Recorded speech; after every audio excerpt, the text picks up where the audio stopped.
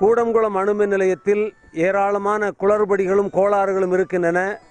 முதல் 2 உலைகள் பற்றிய ஒரு வெள்ளை அறிக்கையை தர வேண்டும் என்று நாங்கள் தொடர்ந்து கேட்டுக்கொண்டிருக்கிறோம்.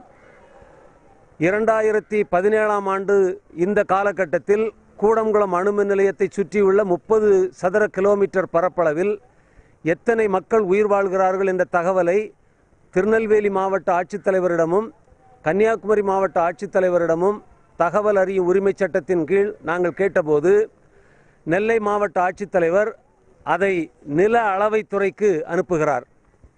நில அளவைத்துறை அதிகாரிகள் அதை ராதாபுரம் வட்டாட்சியருக்கு அனுப்பி அந்த தகவலை தர சொல்கிறார்கள். ராதாபுரம் வட்டாட்சியர் இந்த தகவல் என்னிடம் இல்லை என்று சொல்கிறார். கன்னியாகுமரி மாவட்ட ஆட்சித்தலைவர் அதை நேராக கூடங்குளம் அதிகாரிகளுக்கு அனுப்புகிறார்.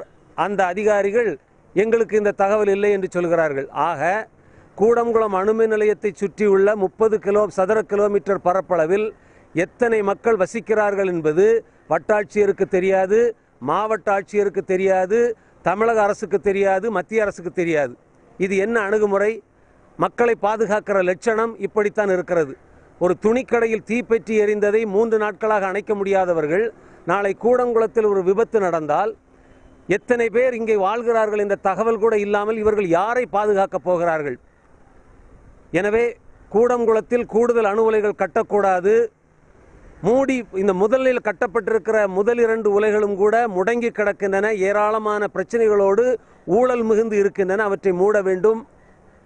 அதை சுற்றியுள்ள மக்களுடைய கோரிக்கைகளை மத்திய மாநில அரசுகள் ஏற்க வேண்டும் என்று நாங்கள் மீண்டும் வலியுறுத்துகிறோம்.